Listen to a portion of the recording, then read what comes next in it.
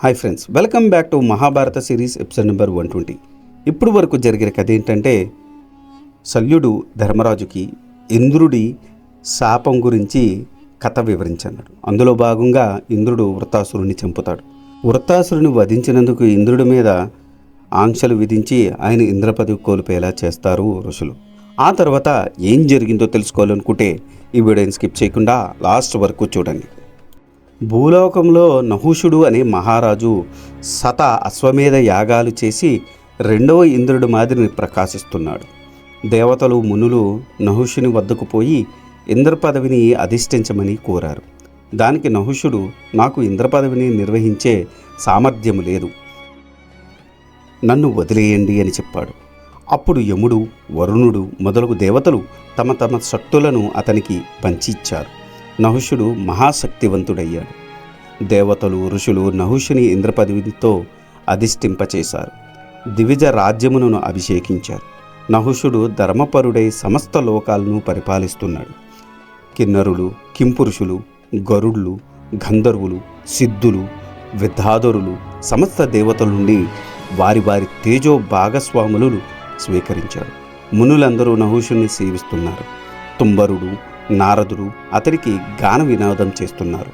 రంభ మొదలుగా అప్సరసులు తమ తమ నాట్యాలతో అతని వినోదం కలిగిస్తూ అతనిని సేవిస్తున్నారు.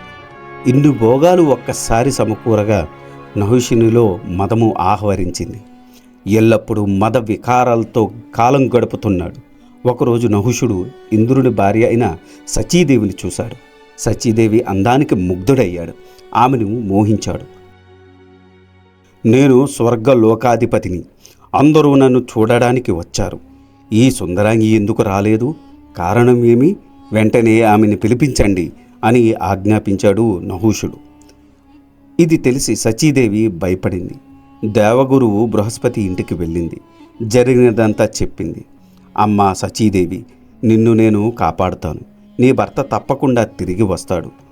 ఊరలిల్లుము అని ఆమెను ఓర్దార్చాడు. ఇది తెలిసి నహుషుడు కోపించాడు. నేనొక వనితను కోరితే బృహస్పతి ఆమెకు రక్షణ ఇస్తాడా అని దేవతలతో అన్నాడు. మీరు దేవేంద్ర పదవిలో ఉన్నారు, మీరు పరస్త్రీలను కోరడం తగదు అని అన్నారు.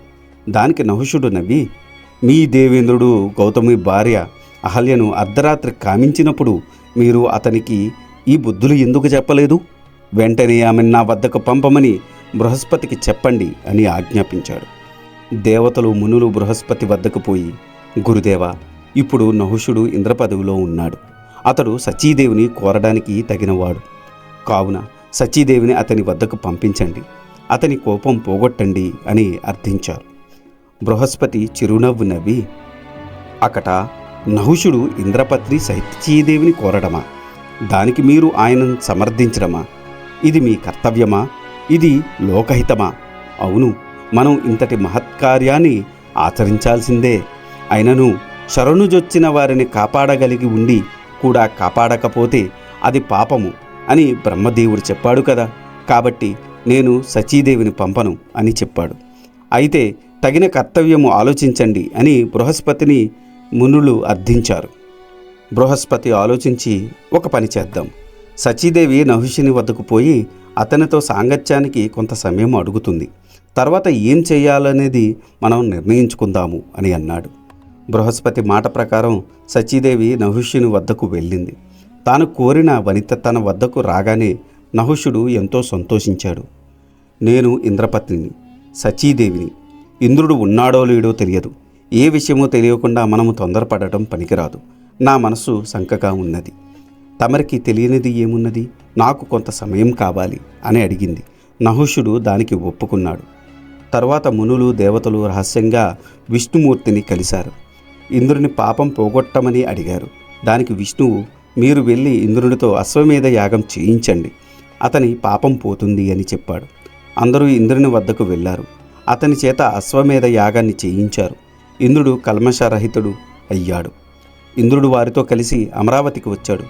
దేవేంద్ర పదవిలో ఉన్న నహుషుని చూచాడు. అతని తేజోవైభవమునకు ఆశ్చర్యపోయాడు. అక్కడ ఉండలేక ఎవరికి చెప్పకుండా ఎక్కడికో వెళ్ళిపోయాడు. తెలియక సచీదేవి మనసు బాధపడింది. అర్ధరాత్రి పూట ఉపశృతి అనే దేవతను ఆరాధించింది. ఆమె సాక్షాత్కరించింది.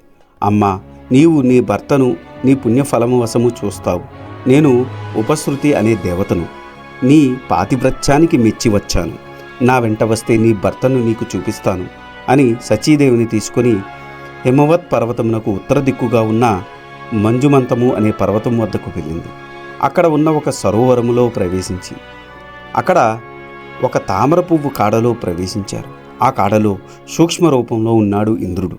అమ్మ, ఇడుగో నీ భర్త అని చూపించి ఉపశృతి అదృశ్యమైంది. సతీదేవిని చూశాడు ఇంద్రుడు. ఆశ్చర్యపోయాడు. నేను ఇక్కడ ఉన్నట్టు నీకు ఎలా తెలిసింది అని అడిగాడు. సచీదేవి జరిగిందంతా చెప్పింది. నాదా, నువ్వు ఇప్పుడు నహుషుని జయించి నన్ను రక్షించాలి అని ప్రార్థించింది. దేవి, నహుషుడు నాకన్నా బలవంతుడు. అతనికి దేవతలు మునులు తమ తమ శక్తులు అర్పించారు. కాబట్టి అతడు అజేయుడు. శత్రువు అజేయుడు అయినప్పుడు కొంతకాలం వేచి ఉండడం రాజనీతి. అతనికి నీ మీద మోహం కలిగింది. దానికి మనం అనుకూలంగా మనుచుకోవాలి. నీవు అతనితో సఖ్యంగా నటించి నీవు నన్ను ఎలాగైనా పొందాలి అనుకుంటే మునివర్గ వాహనము మీద నా దగ్గరకు రమ్ము అని చెప్పు. దానితో అతని పని అయిపోతుంది అని చెప్పాడు. అలాగే అని నాదుని వద్దకు నుండి అమరావతికి వచ్చింది సచీదేవి. ఇది ఈనాటి వీడియో. ఆ తర్వాత ఏం జరిగిందో తెలుసుకోవాలనుకుంటే మీరు నా నెక్స్ట్ వీడియో కోసం వెయిట్ చేయాల్సిందే. దానికన్నా ముందు నాదొక చిన్న రిక్వెస్ట్.